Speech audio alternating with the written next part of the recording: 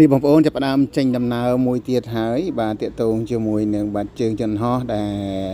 ផ្លាយទៅខាងដូចជាទងជាតិមីយ៉ាម៉ាបងប្អូនថ្ងៃនេះរៀងថតពីចម្ងាយបន្តិចណាតែបានចិត្តបាទចឹងក៏សូមអធិស្ឋានផងដែរបាទឥឡូវឡានចាប់ផ្ដើមចេញហើយបាទឡានហ្នឹងគឺជាឡានដែលឲ្យមើលអាធំហ្នឹងបងប្អូនណាបាទអាធំហ្នឹងដូចចឹងសំទោសមួយរយៈនេះរៀងរវល់ខ្លាំងចឹងទៅអត់សូវបានថតជូនទៅដល់ពុកម៉ែបងប្អូនបានទស្សនាទេដោយសារតែមួយរយៈនេះខ្ញុំរៀងរវល់ខ្លាំងបងប្អូនអញ្ចឹងទៅធ្វើឲ្យការថតរបស់ខ្ញុំរៀងពញាពេលបន្តិចដែរអញ្ចឹងណាសង្ឃឹមដល់ពុកម៉ែបងប្អូនអធិស្ឋានហើយពេលដែលខ្ញុំទៅនេះខ្ញុំនឹងព្យាយាមថតបាទទោះបីមិនបានរៀបរាប់អស់ទោះបីមិនបានរៀបរាប់តាមដំណាក់កាលក៏សូមពុកម៉ែបងប្អូនជួយអធិស្ឋានផងដែរដូចខ្ញុំនិយាយអញ្ចឹងដោយសារតែខ្ញុំថតនេះគឺលក្ខណៈពេលដែលខ្ញុំទៅនេះពីការងារខ្ញុំថតលេងទេបាទឥឡូវដូចបងនោះកំពុងតែដើរចេញហើយណា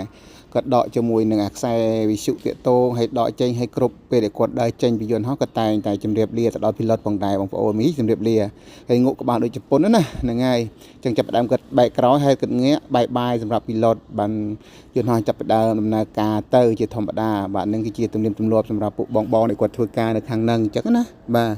អានេះចាប់ផ្ដើមទៅហើយបងប្អូនតាកតងជាមួយនឹងយន្តហោះដែលច្រកធ្វើដំណើរទៅដូចជាខាងមីយ៉ាម៉ាបាទនៅទងជាតិមីយ៉ាម៉ាបងប្អូនបាទ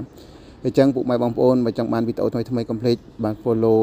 តាម page ឬក៏ TikTok នឹងទទួលបានជាមួយនឹងវីដេអូថ្មីទៀតផងដែរតាកតងជាមួយនឹងយន្តហោះហើយក៏សូមកាន់តែអភ័យទោសផងដែរដែលថាខ្ញុំអត់បានជម្រាបរៀបរាប់អស់ទេបាទនេះគឺយន្តហោះកំពុងតែធ្វើដំណើរទៅរកផ្លូវបាទហោះហើរផងដែរបាទអរគុណមានតែប៉ុណ្្នឹងឯង